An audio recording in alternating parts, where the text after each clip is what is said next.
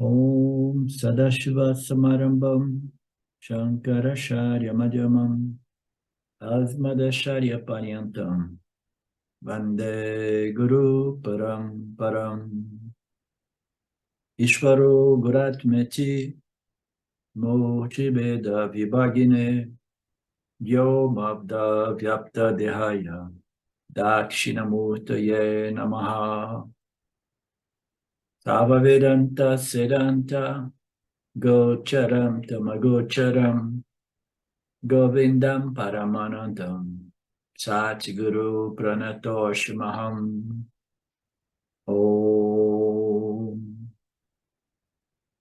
Om Shanti Shanti Shanti Om Namastê. Bem-vindo ao Gita, beleza do Gita. Nós estamos no capítulo 4. Nós vimos recentemente a passagem do Gita, né, na qual o Lord Krishna, o Krishna Guru, né, abordou a questão da ação, do karma, né? Tudo isso porque o Arjuna estava resistindo a fazer o seu swakarma, né, o seu swadharma, agir de acordo com o seu papel, o seu dharma, né? Então, nós aproveitamos para ver diversos de ângulos distintos, né? O que é a ação, o que é a inação, né? E é um tema muito difícil, muito sutil, que ilude até mesmo muitos sábios, como diz o verso 16, né? É difícil compreender, porque externamente você vê a pessoa agindo ou não agindo, e aí você vê, então tá, então qual é o valor da ação e qual é o valor da inação, né? Então, tudo isso nós podemos abordar sob a luz dos ensinamentos do Vedanta, né? Para compreendermos melhor aquele aspecto da nossa experiência humana que é além ou antes, né? Ação e inação, né? Nós somos alguma coisa além da ação e da inação. A gente diz, de modo geral, que aquilo que nós somos é livre da ação. Eu sou Brahman, eu sou a consciência, a carta livre da ação. Isso é um fato, né? Mas isso pode deixar um rastro de mal-entendido, no sentido de que a pessoa pode pensar, então, se eu sou a carta, então eu não preciso mais agir, né? Porque a minha identidade superior, real, é livre da ação, eu não faço nada, né? Então, a gente precisa compreender que o que nós somos é absolutamente transcendente, né? Ou além de todos os pares da dualidade, inclusive ação e não ação, né? Então, nós somos um princípio que permeia, pervade, né, esse mundo dinâmico, né, que muitas vezes aparece livre da ação durante o pralaya, né? Mas ele ainda existe como potencial para ação no corpo macrocósmico causal de Ishvara, né, de Maya, né? Então, nós somos além da ação e da inação, ou podemos dizer que a nossa real natureza, ela não faz nada, mas ela abençoa um universo no qual as ações são partes integrantes, né? Na verdade, não existe matéria, nem mesmo matéria inerte, porque tudo é energia em ação, energia em movimento, né?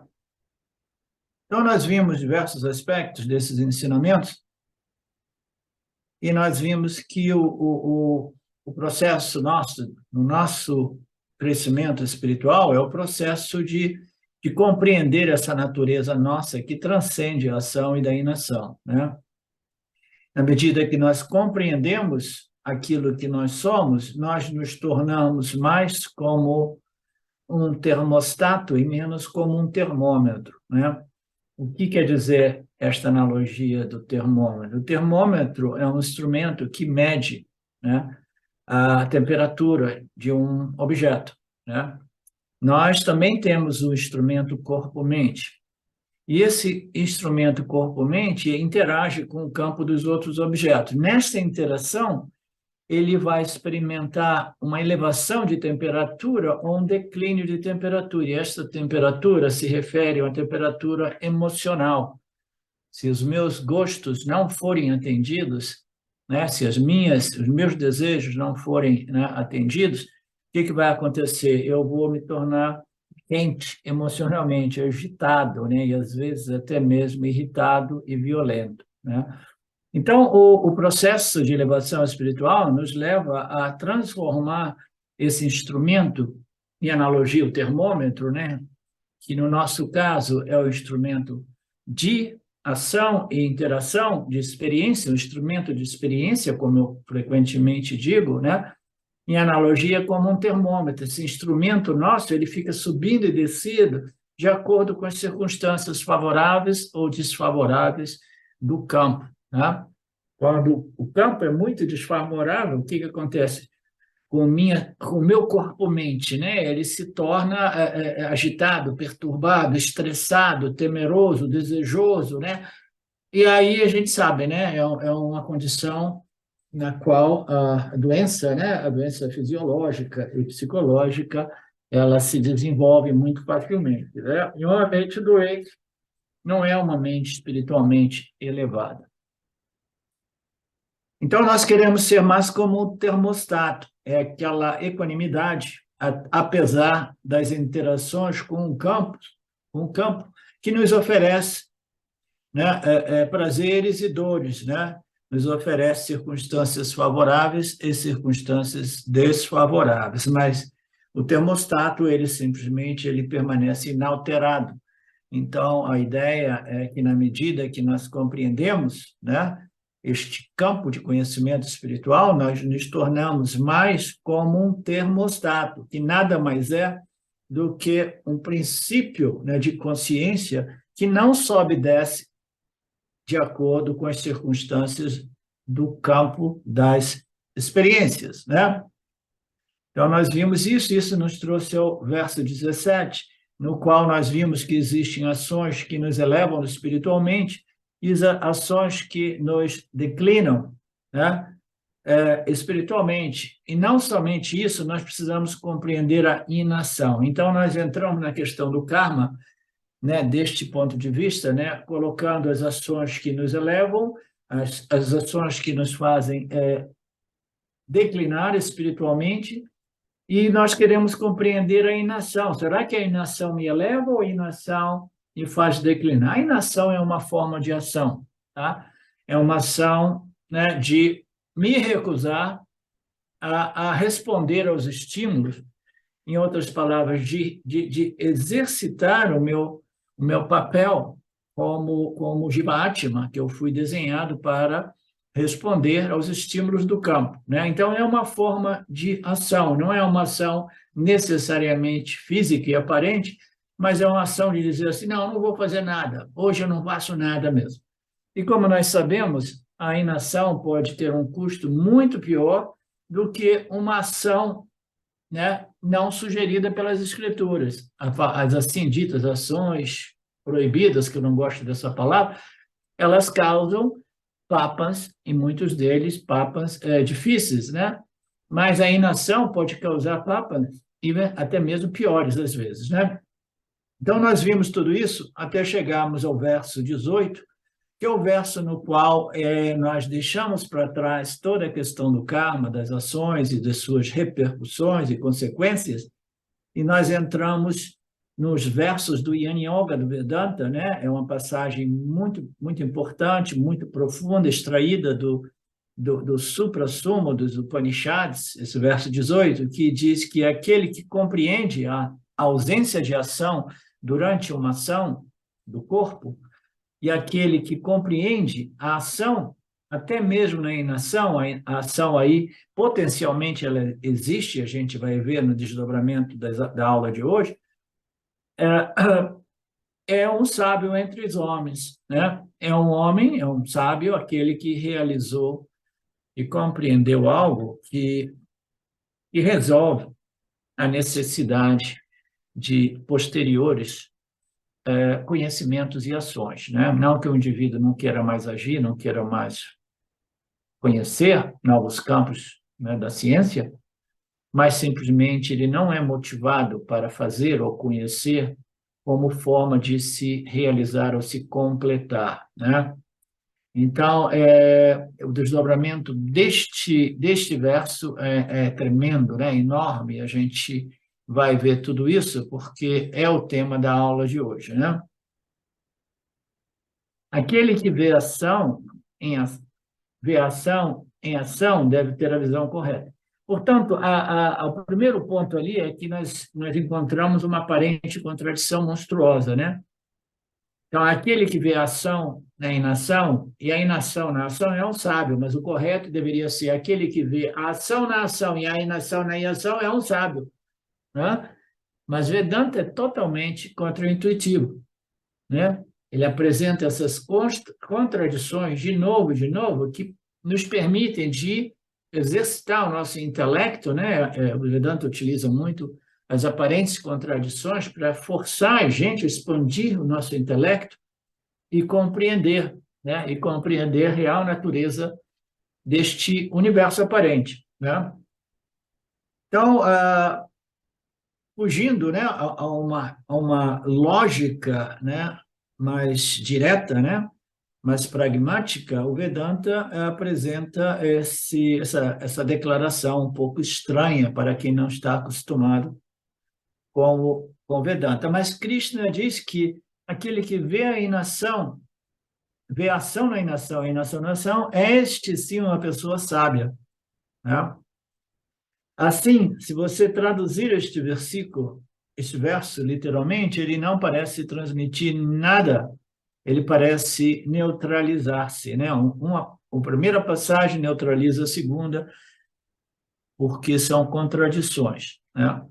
E é por isso que todos os grandes teachers, acharyas da nossa tradição, como exemplo do Shankaracharya, eles dedicam muitos comentários nesta passagem Upanishad, que aqui aborda a questão da ação e da inação, né? O restante de outras passagens, né? Elas podem ser comentadas em algumas linhas, mas quando a gente entra nesse tema, né? Os nossos acharyas e nós mesmos temos muito que contemplar, né? E graças a todas essas exposições lindas, maravilhosas, brilhantes, significativas, a gente tem a possibilidade de compreender melhor a natureza da ação e da inação. Portanto, esses versos são chamados de versos difíceis do Mahabharata. Mahabharata é uma escritura, né, que aborda a questão mais social, né, que existe em todas as eras da civilização humana, né, na qual a grande disputa é entre a ignorância e a sabedoria, a luz e a escuridão, o Dharma e o Adharma, e a gente está vendo isso nos dias de hoje, né, amplificado a níveis extremos, né? Então, o Mahabharata trata mais disso, né? Ações, Dharma, etc., etc., como restabelecer o Dharma. E, dentro desse contexto, o Arjuna ficou paralisada e ele não estava sendo dhármico, ele não estava se recusando a guiar o seu exército naquela batalha épica, né? Então, o Krishna Guru fez? Ele falou, pô, eu vou ter que ensinar para Arjuna os Upanishads, para ele compreender a inação na ação e a ação na inação, né? Só que a Arjuna aparentemente não estava preparado para compreender esse ensinamento no final do capítulo 1 e durante o capítulo 2, quando ele apresentou de frente, né, essa questão, os ensinamentos dos Upanishads, o Yana Yoga do Vedanta, né? Então, devido a tudo isso, né, nós tivemos a possibilidade de receber esse ensinamento completo, porque o Bhagavad Gita são os Vedas, né, um sumário, uma síntese dos Vedas, porque inicia com toda essa problemática da ação, do karma, né, do dharma, e etc., chegando até aos Upanishads, né? Então, esta questão foi apresentada para Arjuna, né? E por isso nós dizemos que são os versos mais difíceis do Bhagavad Gita, porque ele aborda, né, os ensinamentos mais profundos dos Upanishads, né? Como eu digo sempre, né? A gente dá um mergulho nas águas mais profundas do Vedanta, né? Mas não é um ensinamento difícil para nós do Vedanta Brasil, como nós sabemos, né? Por quê? Porque nós já passamos por um bom período, né, de introdução e preparação e educação de ambos os ensinamentos do Karma Dharma e do Jnana Yoga do Vedanta, né? Então, para nós, não é tão difícil e complicado, né? Portanto, você tem que editar continuamente. Se você parar no meio, tá, tá, tá, tá, tá, tá. Então, aqui ele apresenta uma história, né, a respeito de Ganesha, né, que ele era o escrivão, Shiva, né? Aconteceu uma situação, não quero contar toda a história, mas aconteceu uma situação na qual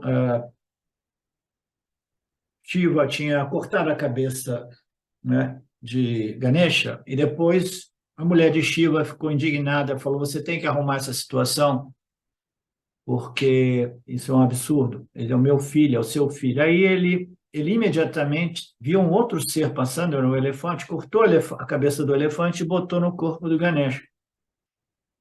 E depois ele teve que se explicar bem, e o Ganesha falou: tudo bem, eu vou escrever tudo aquilo que você está ensinando, mas você não pode parar.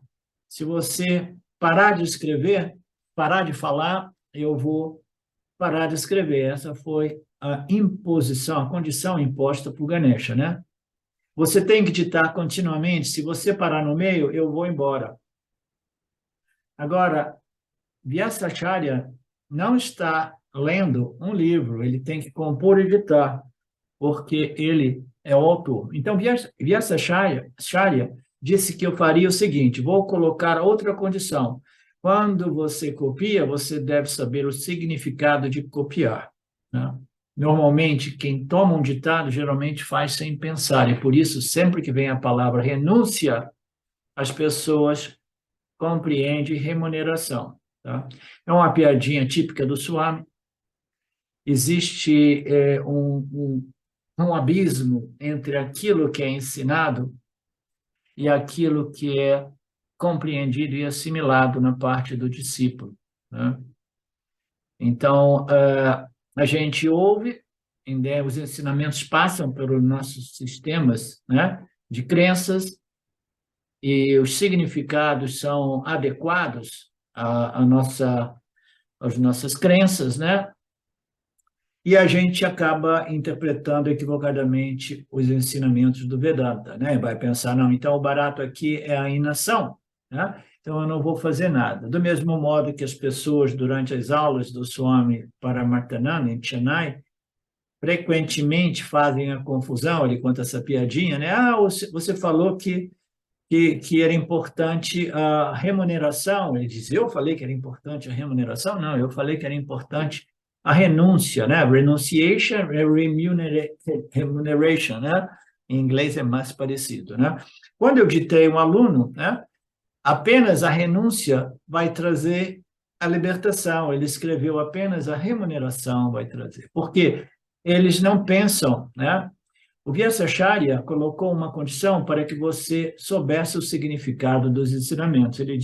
O que ele fazia era compor muitos versos, e quando acabava, no final, ele compunha um verso complicado. Você pode ter as duas grafias, complicado como também malicioso. Chama-se de Granta Grantis, texto amarrado, texto nó, né? Então, você sabe, é quase que um texto. Você pode estudar, estudar, estudar. Aí, quando chega no parágrafo, quando chega no verso como esse verso 18, que é um texto que será compreendido somente se o discípulo, o estudante, ele não passou rapidamente por cima dos outros ensinamentos aparentemente mais simples, mas que deveriam criar um contexto no qual este verso mais malicioso, mais difícil, pudesse ser compreendido. Essa é a moral da história aqui. Ok, no Gita também existem outros versos complicados. Aí o Swami aqui dá alguns outros exemplos. Né? No próprio capítulo 2, o sábio está desperto para o Atman, o qual é noite, para todos os seres. Para o sábio, o mundo, né, da vigília, da dualidade, é a noite, para a qual todos os seres veem como a vigília, né?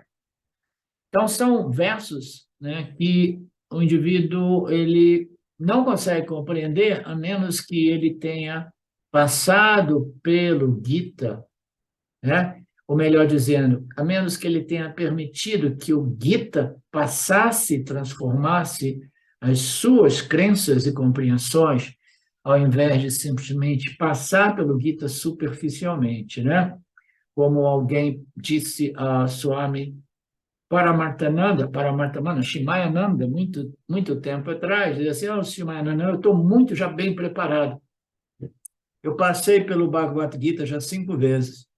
Aí ele olhou para o cara e falou assim, tudo bem, mas quantas vezes você permitiu o Gita passar por você, né? Então, são duas coisas distintas, né? Então, existem outros, esse é um deles, né? Você, aqui, o sábio, o Jnana é aquele desperto para o Atman, e o Atman é a noite, porque ele é completamente invisível, mais sutil do sutil, né? É quase que inexistente para os sansares, né? E aquilo que é noite para os sansares, né? Aquilo que é dia para os sansares é noite para o sábio, né? Por quê? Porque o sábio diz que isso é somente uma projeção, uma sobreposição, um reflexo na sua própria consciência, né? Que não precisa ser levado a sério no sentido, levado assumida, né? Como realidade, né? Então, este também é um verso complicado e sem os comentários do guru é difícil de entender. Aqui temos um verso complicado, aquele que vê a ausência da ação, um outro verso, que é o verso 18, né? E aquele que vê a ação na inação é sábio entre os homens, né? Ele é um yogi que realizou tudo, né? Então, isso aqui é uma outra passagem que eu acho que a maioria de vocês compreende, né? É que o Vedanta tem duas definições, né? Uma filosófica e uma literal. Literal, técnica, é Vedanta, final dos Vedas. E a filosófica é um corpo de conhecimento que, uma vez conhecido, permite ao indivíduo conhecer tudo, né? Então, é o único conhecimento que, uma vez conhecido, você conheceu tudo. Mas como assim? Como é que eu vou conhecer tudo, né? Se eu conheci somente o Vedanta, então você não conheceu o Vedanta, porque se você conheceu o Vedanta, você conheceu a si mesmo. Se você conheceu a si mesmo, você conheceu a natureza de tudo que existe no mundo manifesto, tá?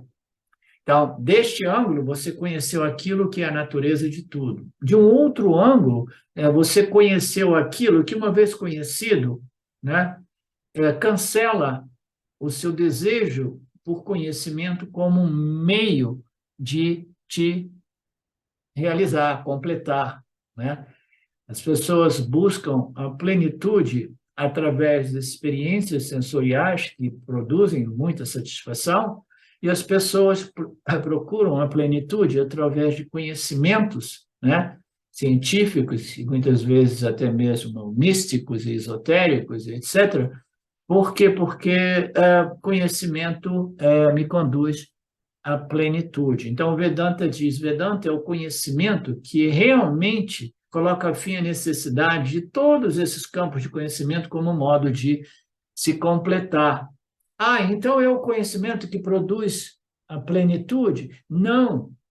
é o conhecimento de que você é a plenitude, né? Plenitude não pode ser produzida, ela pode ser realizada e reivindicada, como nós sabemos, né? Então, são passagens que requerem, né, uma compreensão, né, e um desdobramento mais profundo. Então, o yogi é aquele que realizou tudo, porque todas as ações dos samsaris, dos anyanis, elas visam um ganho, uma realização de algum desejo, né? Elas visam um ganho ou a realização de um desejo que irá me satisfazer, né? Que irá me completar por um período de tempo, né? Então, não existe nenhuma ação de um ser humano que não vise uma realização. E esta realização é uma satisfação, tá? Eu quero me sentir satisfeito. O que é a insatisfação? A insatisfação é um sentimento de que eu ainda estou carente de algumas coisas sem as quais eu não posso me sentir satisfeito.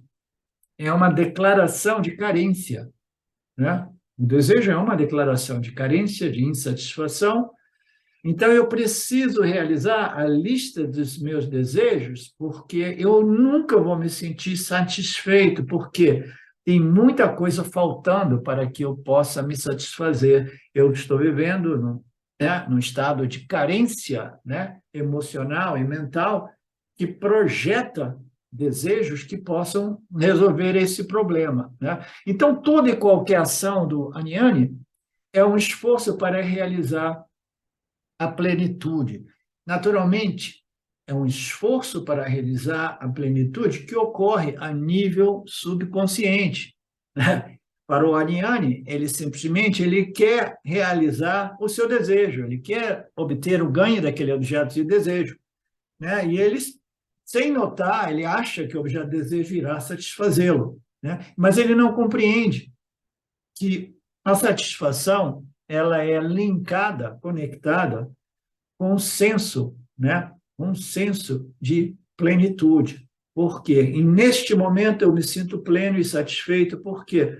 Porque não tem nenhuma carência operando na minha mente. Não tem nada dizendo que eu sou incompleto. Não tem nada dizendo que eu preciso disso ou daquilo, né? Portanto, ele é um yogi que realizou tudo, né? Ele em todos os sentidos, né? Não que ele tenha compreendido todas as ciências ou tenha experimentado todos os objetos de prazeres sensoriais, que é subjetivo. O mesmo objeto pode causar prazer e dor em duas pessoas distintas, né? Então, este yogi é aquele que realizou tudo, porque ele realizou que ele sempre foi completo e que todas as buscas, sejam elas sensoriais ou de conhecimento, eram um esforço de produzir uma plenitude, mas a plenitude é a minha natureza intrínseca, né? Então, aquele que vê a ausência da ação, a inação, na ação do corpo físico, e aquele que vê a ação na inação, é sábio entre os homens. Então, essa segunda passagem, aquele que vê a ação na inação do corpo, é sábio entre os homens. Existem duas interpretações dessa segunda passagem, de que eu já apontei esse ângulo, né, na aula anterior.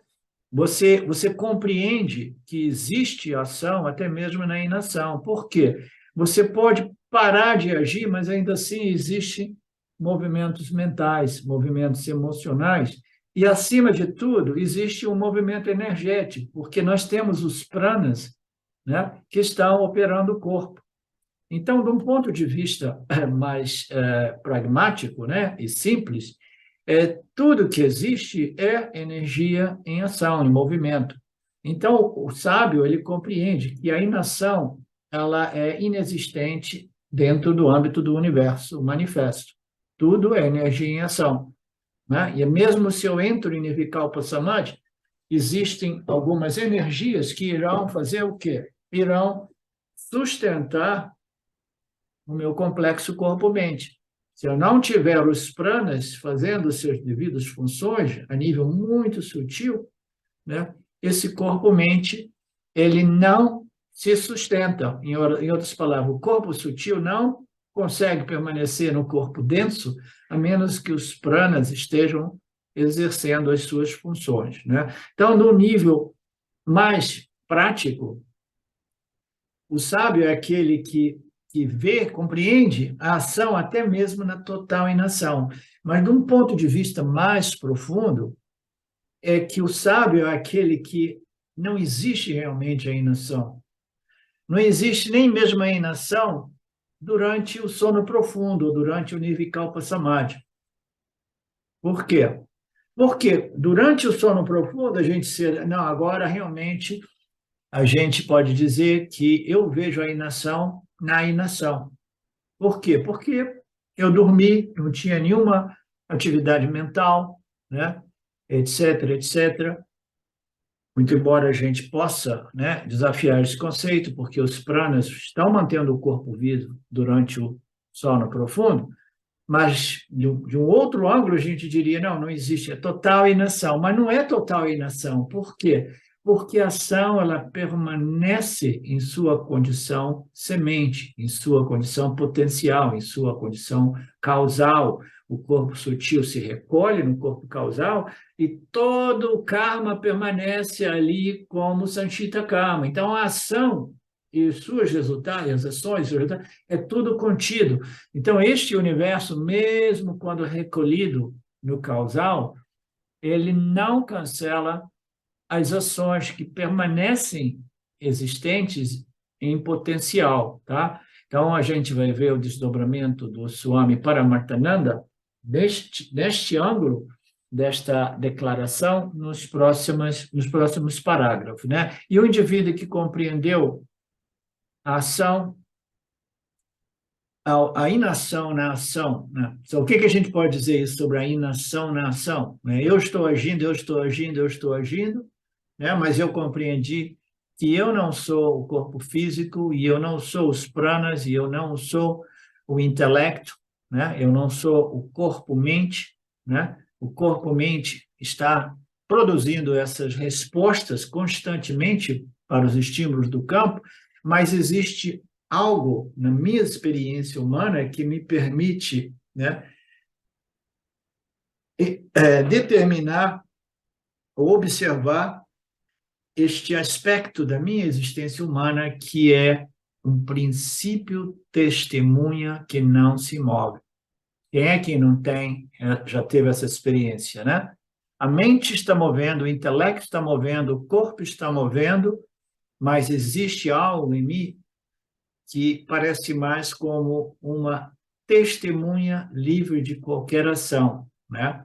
É a capacidade, né, de experimentar dentro da manifestação dualista esse senso de testemunha, né, não envolvida com as ações do complexo corpo-mente e das experiências do complexo corpo-mente, né? Então, as pessoas que estão habituadas a fazer meditações profundas, elas constantemente têm essa esperança que nada me toca, eu sou a consciência testemunha, né? Então, eu sou a consciência que não é uma entidade experienciadora, que não é uma entidade que testemunha fenômeno, mas ainda assim, né, ela se manifesta em determinadas condições mentais, quando nós temos uma mente extremamente satívica, apoiada e sustentada pelos conhecimentos dos Upanishads, que me permite realizar que eu manifesto como Jiva-Atma, eu sou uma testemunha experiencial. Em minha real natureza, eu sou uma testemunha não experiencial. Mas eu sou manifesto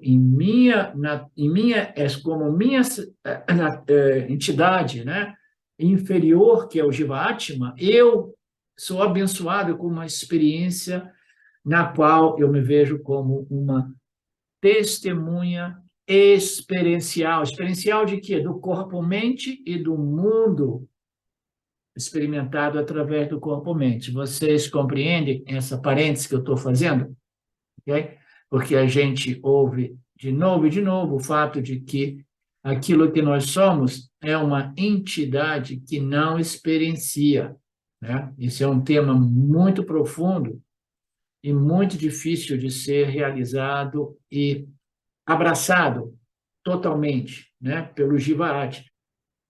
Então, eu estava falando sobre o valor utilitário da realização de que eu sou a consciência livre de ação e livre de experiência, porque a consciência não é uma entidade experienciadora.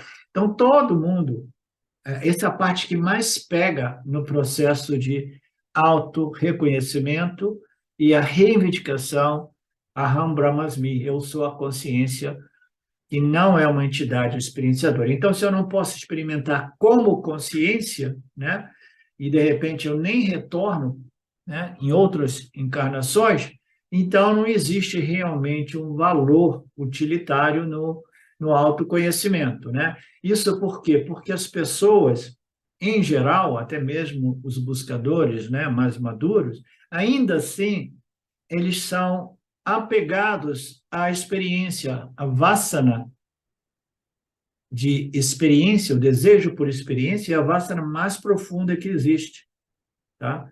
Então, quando a gente entra nesse processo espiritual e chega, né, mais lá na frente, a gente descobre que aquilo que eu sou não é uma entidade, aí, opa, aí pegou. Pegou por quê? Porque eu quero permanecer como uma superentidade experienciadora, experienciando, né, púnia celestial, ou púnia material, ou qualquer que seja o meu desejo, né? Agora, encontrar uma pessoa que esgotou, né, extensivamente, né, o desejo pela experiência dualista é raro.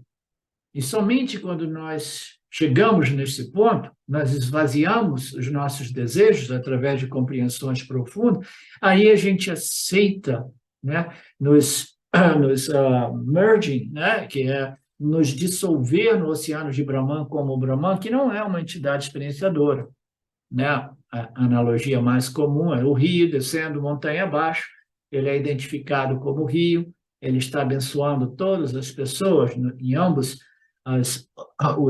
como se diz, os lados do rio, né? Aqui e ali. E quando ele chega perto do oceano, ele fala: Nossa, eu vou perder a minha identidade como rio para assumir uma identidade como o oceano, né? Mas só que o oceano, ele não viaja, ele não faz, ele não abençoa ninguém, ele é simplesmente inteiro, completo, purna, né? E eu não sei, eu tô achando estranho. Eu quero permanecer como uma entidade que interage e que experimenta, né? Que experimenta, tá? Então, a questão da testemunha experienciada pelo Jiva Atma é uma testemunha, é uma consciência refletida, que é o Jivatma, né? E numa condição extremamente satívica e sábia, né? Sábia porque compreendeu os ensinamentos e assimilou, internalizou, e aí sabe, ok, essa é a experiência mais bacana que existe na experiência humana, é ver tudo como se fosse uma projeção na tela do cinema, sem envolvimento produzido pelos meus quereres e não quereres, desejos e medos, né? Então, eu me torno uma testemunha experiencial enquanto encarnado, enquanto Jiva Atma. Este é o valor, o valor do autoconhecimento enquanto encarnado. E qual seria o valor de não retornar em próximas encarnações, né? É simplesmente o valor de uma criança que compreendeu que esse brinquedo, aquele brinquedo não me interessa mais. Aí disse: Mamãe, papai, vamos doar isso para alguém que não tenha dinheiro, porque eu cansei de brincar com esses brinquedos, né? Então parece que tem uma perda, né? Estou perdendo todos os meus brinquedos, mas na verdade não, eu estou simplesmente amadurecendo e dizendo não. Eu cansei de experimentar punha papa, eu cansei de experimentar prazeres e dores. Eu sei que a vida é um jogo de soma zero e eu estou pronto, né, de me dissolver no oceano de Brahman como Brahman, porque os meus desejos foram queimados, consumidos sob a luz do autoconhecimento, sob a luz dos ensinamentos dos Upanishads. Você entende, Luciano? Sim, Arlindo, entendo. A gente costuma, quando algo não tem mais valor para a gente simplesmente acaba descartando o que a gente dava valor ontem, né? Hoje não damos mais valor por algum motivo, e a gente acaba descartando. Ou aquilo parece que nunca teve valor. É interessante. Algo que antes tinha muito valor, depois desse processo, parece que nunca teve valor aquilo. Então, é indiferente, né? A gente se torna indiferente àquilo. Sim. Muito bacana, bacana a sua testemunha. E me lembra, né? Eu costumava colocar que é uma indiferença positiva, não é uma indiferença deprimida, né? É uma indiferença positiva. Assim, olha só, né? Maia e todos os truques de Maia oferecendo tudo isso, né? Para criar desejos e aversões e amarrar as pessoas na sua projeção, né? No samsara, né? E eu estou aqui observando tudo isso com uma indiferença, mas não é uma indiferença que julga, né? Ou que julga o mundo, que julga os outros presos nas ações e seus resultados, mas é uma indiferença sábia, né? Uma indiferença que tem o aroma de compaixão. É uma indiferença positiva, muito legal, Luciano.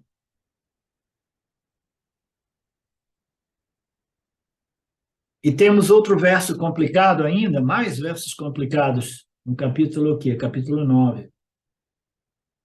Capítulo 9 que nós chegaremos, né, mais cedo ou mais tarde, se esta sanga permanecer durante o tempo que está por vir. De fato, os seres não estão em mim.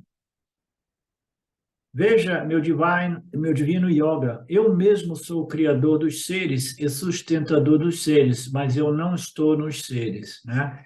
Então, o desdobramento correto desta passagem é que, embora o mundo esteja dentro do Criador, né, dentro de Brahman, o Brahman não está em nada disso, né?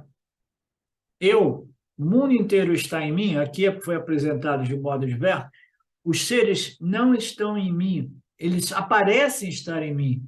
Tudo aparentemente ocorre em mim, mas eu não estou em nada disso, né?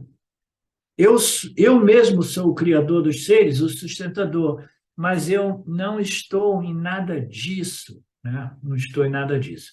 Então, uma analogia típica de tudo isso, né, é a tela e a projeção na tela, né? As imagens projetadas na tela do cinema, aquele cinema que existia no passado, que talvez ainda exista, né? Aquelas imagens, elas existem na tela, né?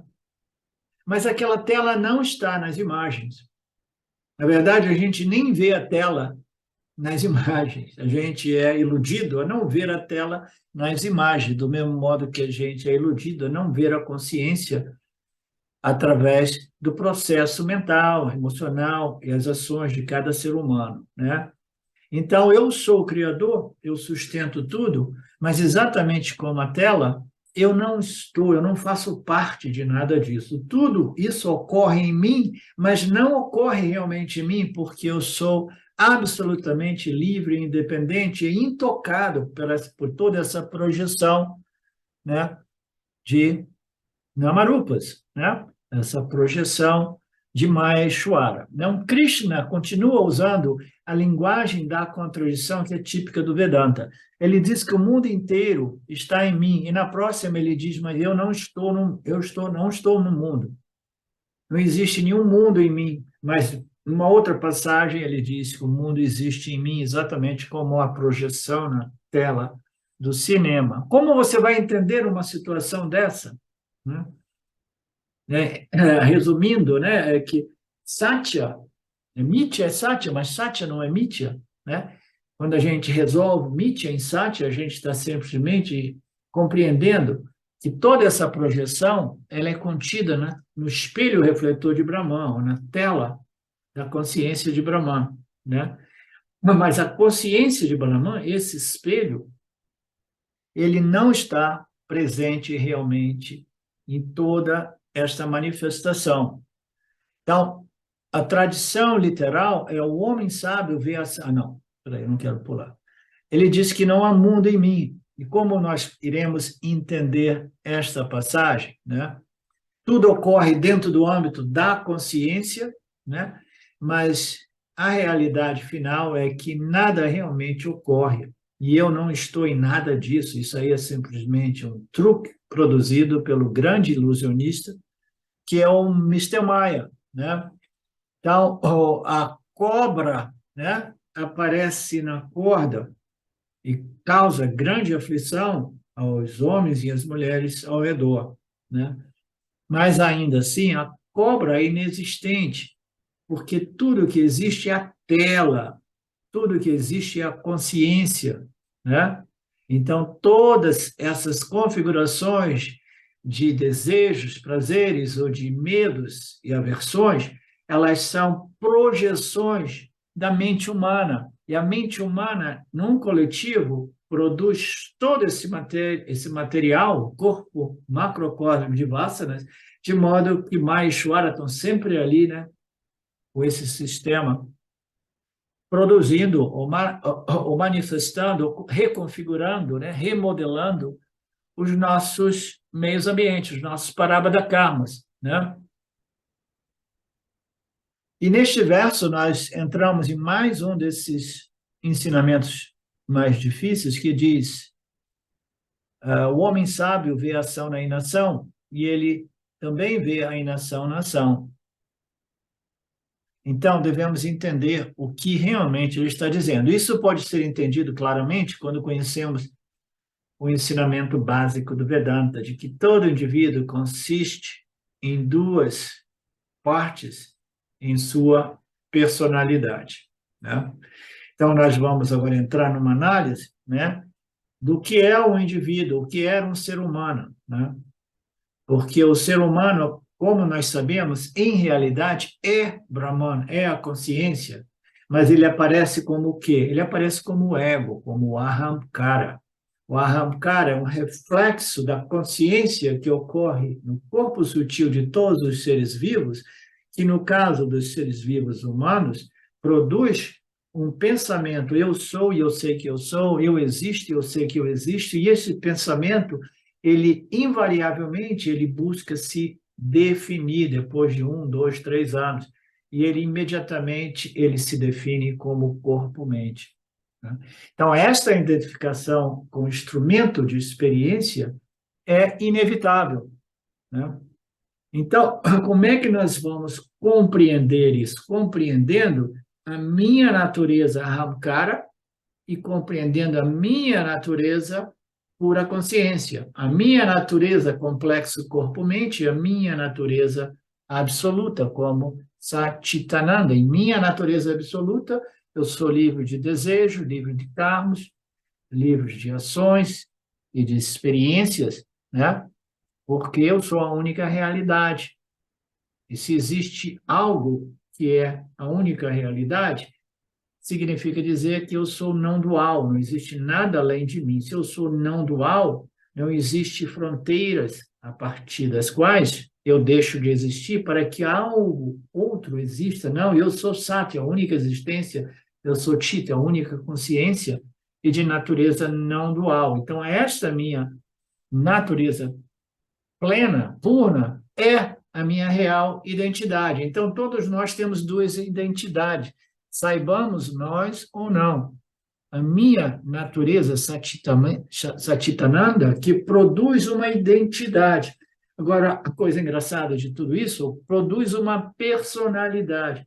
A personalidade, ela só ocorre através da manifestação de um corpo-mente. Tá? Então, nós nos tornamos uma persona, um instrumento de ação, experiência e conhecimento, né? Então, eu tenho duas personalidades. Aparentemente, nós temos somente a personalidade, que é o quê? Eu sou o corpo-mente, que nada mais é do que eu sou as minhas vasanas, a minha história de vida, os meus desejos, as minhas aversões e todas essas coisas que a gente adora contar para os outros, uns para os outros, né? Então, esta é a minha personalidade sob efeito de Maya, dessa ignorância a respeito da minha natureza absoluta. Então, esta personalidade, ela é purificada, refinada, e ainda assim permanece uma outra personalidade, né? Que é a personalidade do sábio, personalidade do Yanni. Eu volto depois com esse mesmo tema.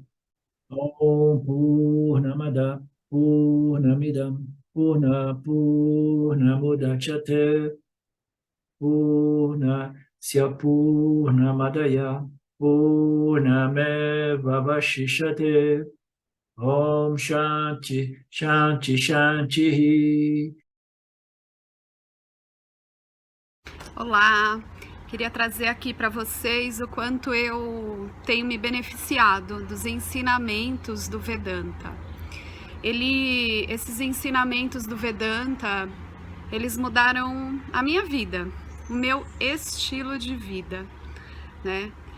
A partir de uma compreensão sobre Jagata, o mundo, sobre essa pura inteligência, Ishvara, sobre o Jiva, né? A mente, o funcionamento, sobre a aplicação do Karma Yoga diariamente na vida, o quanto isso beneficia a purificação da mente, né? Para poder daí acessar aquilo que é mais valioso. Aliás, eu diria sem valor estimável, inestimável, né?